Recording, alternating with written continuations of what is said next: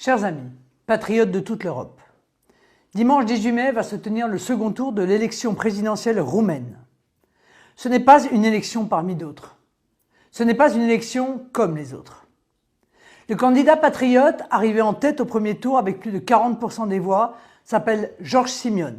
Retenez bien ce nom, candidat de l'Alliance pour l'unité roumaine. George Simion incarne une ligne politique fondée sur la souveraineté et la fierté nationale.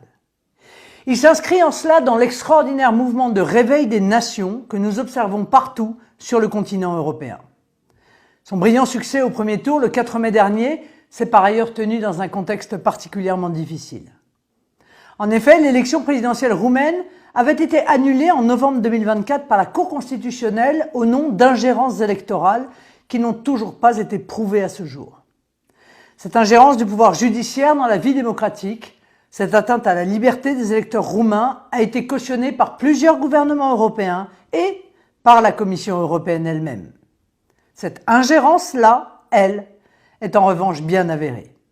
Et elle constitue une attaque supplémentaire des institutions européennes contre le premier des principes démocratiques, la souveraineté populaire. Le peuple roumain ne s'est pas laissé intimider, il ne s'est pas laissé bâillonner. En plaçant George Simion très largement en tête du premier tour, il a envoyé un message à tout notre continent. Jamais les peuples ne baisseront la tête. Jamais ils ne laisseront leur choix être bafoués. Jamais ils ne renonceront à leur liberté. J'adresse donc aujourd'hui mon soutien plein et entier à George Simion. Dimanche 18 mai, le peuple roumain a rendez-vous avec l'histoire. J'espère de tout cœur qu'il formulera souverainement une promesse de liberté qui sera entendue sur tout notre continent.